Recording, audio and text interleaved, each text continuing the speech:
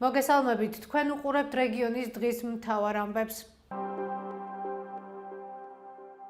იგეგმება თუ არა თვითმმართველობის არჩევნებზე პარტია ქართული ოცნებიდან ახალციხის მერობის კანდიდატად ტელეკომპანია იმედის ჟურნალისტის ვარლამ ციკლაურის წარდგენა.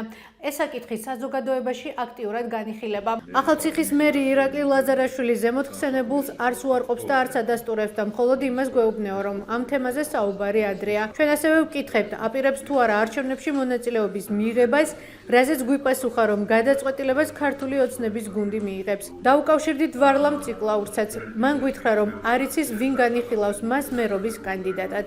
კონკრეტული სახელი და გვარიც გაქვთ თქვენ უკვე? ჩვენ არა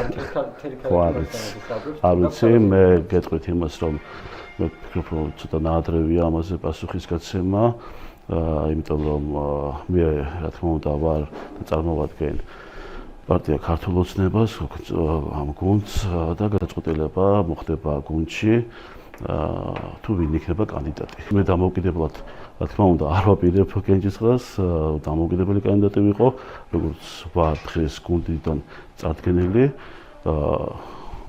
საჭიროების შემთხვევაში, როდესაც გუნდი გადაწყვეტს, რომ მე ვიყო, რა თქმა უნდა მე ვიქნები.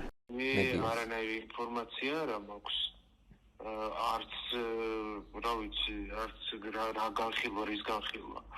ვინ განიხილოს მუშაობ, დაგეგმილი მაქვს რეპორტაჟები ბევრი სეზონის ბოლომდე და შემდეგ შეგულება აგვისტოში და ახალი სეზონისთვის კიდე და რა ვიცი, არ მაქვს ინფორმაცია.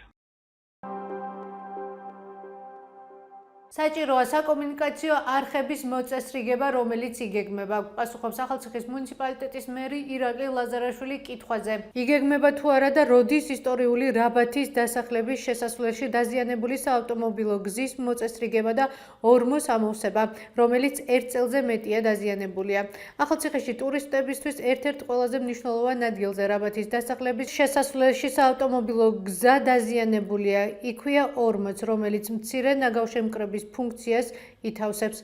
გარდა იმისა, დაზიანებულია ტროტუარები და მიმდებარე ინფრასტრუქტურა. მიუხედავად იმისა, მერი გვეუბნება, რომ გზის მოწესრიგებას აპირებენ კონკრეტულად როდის არ ასახელებს. ესე მარტივად ნამდვილად არ არის, არის გარკვეული საკომუნიკაციო არხები და საჭიროა მთლიანად ამ არხების მოწესრიგება. ეს უბრალოდ ორმოთი შევსებით ვერ მოხდება, თუ აქამდე შევსებოდა.